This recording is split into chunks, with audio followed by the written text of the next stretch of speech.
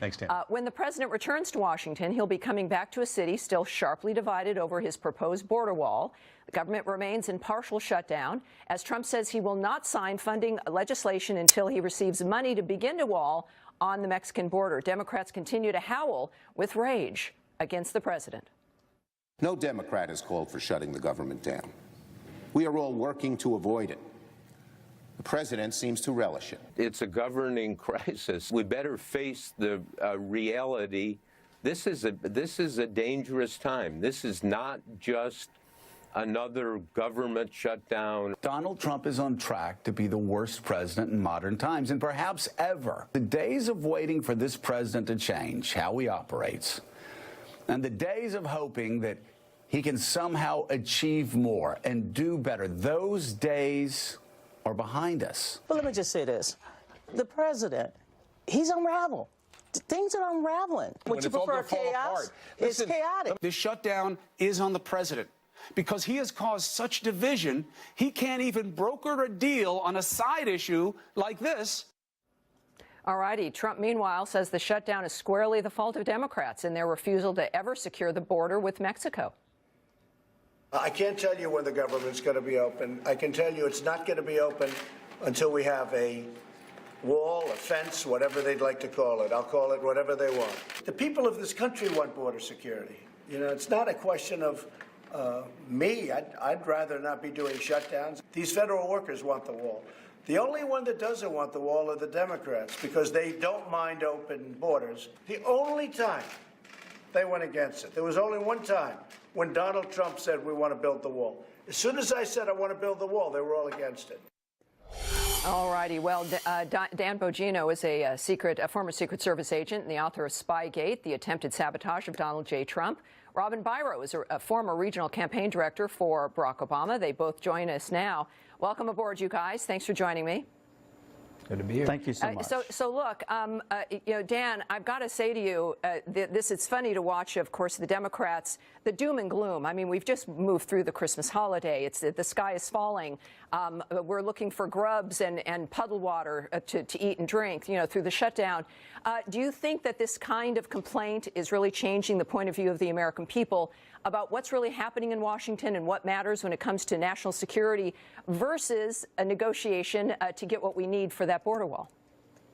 No, I don't think the media is changing one mind out there, Tammy, but for a very specific reason. Listen, chaos is not a brand, okay? It's not a brand you want to run. Even Richard Nixon figured that out, running on a law and order platform of all people, right? Nixon figured that out.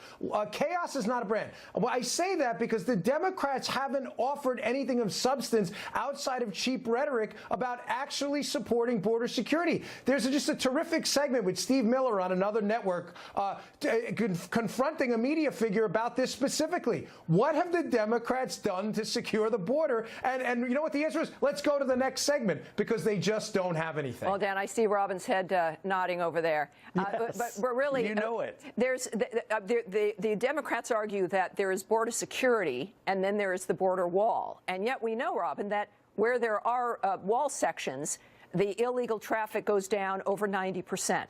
So historically, we know this works. We know it works in this country. Look, I think all three of us can agree we want this chaos to end. It's not good for the country. Yes. It's not good for the migrants. It's not good for the American citizens. So what exactly is going on that the Democrats think is working so well, considering the chaos that's occurring right now?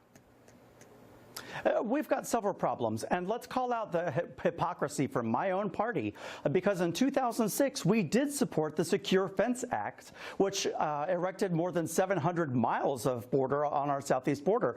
So we've got to own that, and I think the president would be very wise to pitch this not as a wall, but as expanding what we already agreed to on a bipartisan measure when senators at the time, Hillary Clinton and Barack Obama, both voted for this. I think that would be a great way for him to pitch this as a fence, as you've heard his language changing recently. Yeah, he said he would call it whatever they want him to call it. And Robin, though, isn't that, though, kind of somewhat juvenile that you want to change the name of something, and yet the action would be the same, because you're right. The Secure Fences Act, the construction that already occurred, is the thing that is helping us. Why are they suddenly against it now? Is it really just politics and because it's campaigning? Is that what it is? I'm not going to give you any BS. The reason that they're doing this is because of optics. Each side, you're smart, and you know that each side has got to find a way to save face with their base. So right now, by pitching this as a fence, that allows my party a chance to save face and say, hey, we can't give you a fortified concrete wall, but we can give you a funding for a fence as long as... Now, Dick Durbin made a great point on the networks on Sunday by saying that only 1 out of every 5 vehicles coming across the border are being screened right now. So what he'd like to see is more funding for that in addition to funding for a fence. I think that we've got some inroads here. I honestly do believe there is a way ahead. It's just got to be in a way that we both can pitch it to our fence, to our bases. That becomes, Dan, the question is, how far does the president go? Does he never sign a bill until he look, he's compromising. They're already talking about $2.5 billion. The president is a master negotiator. He knows that they're going to find some place in the middle, unless the Democrats just genuinely don't care. How far does the president take this, Dan? Well, the president's a deal maker. He's built buildings in New York, where I grew up, the toughest place on earth to do business. And I got to tell you, it's rare that I'm on debating a Democrat on the network. But Robin's right. There's going to have to be some face-saving measures on both sides. Both of us would be naive, all three of us, to say that. I think if you want to call it a fence, if you want to call it a wall, as long as it's an obstacle that will prevent the illegal flow of people across our border, I think the American people will be fine with that. One more thing, Tammy. The Border Patrol people I talk to as well don't seem to mind the idea of slats because they can see through it on the other side. Sure. It's a deterrent. It's an obstacle. The American people want border security. If it allows Democrats to save some kind of face but stops illegal immigration, not in its tracks, and nothing's going to stop it completely, but puts an obstacle in front of it, then I think that's fine, and I think everybody walks away happy. We know the Democrats understand that, because the preface before always saying they don't want the wall is that they care about border security. So Democrats, Americans who happen to be Democrats, they care about their families as well. They care about the nature of what's happening at the border now. Democrats, none of us want to hear stories about children dying in the midst of a trek that should never have happened in the first place. These are the things that unite us, and I think that this is where we can have a good conversation. The president knows it, and hopefully these games will end. But the president's position is based, of course, in a national security framework for all of these individuals, not just American citizens, Robin, you would agree, but for the individuals making these 1,000-mile treks with their children.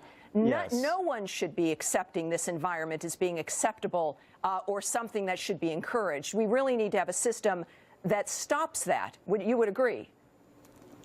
Absolutely, and we need comprehensive immigration reform. And I want to clearly say that my party can absolutely not afford to be labeled as the party that embraces open borders, which is why we're trying to say there are other things that we need in addition to, at least at the minimum, a stronger fence. Nancy Pelosi, Chuck Schumer, all they've been saying is he's never going to get the wall. He's never going to get it.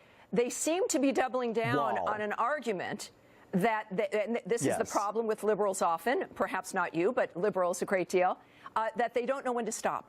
They misjudge the Kavanaugh dynamic. They're misjudging this, I contend. Oh, yes. And we need, the American people want solutions. This is what they're looking for. President Trump is a man of action. He's been consistent in his positions. You started this segment talking about how Democrats had voted for the Secure Fences Act. They have not been consistent. Why should we trust what the Democrats do once they take over the House of Representatives as being either believable or truthful? Great question. And, you know, I will just point out that on both sides, there are calm heads. There are also crazy people on both sides of the aisle. Those are the ones that get the most airtime in the media, unfortunately. But there are smart people like Dick Durbin who get it, who say that there are a multilateral approaches that we can take to this. Robin, you were so good. You were so good until you said Dick Durbin and the word smart in the same sentence. I just got a headache. All right, you guys, this is a great conversation. Dan, Robin, terrific. I really appreciate it.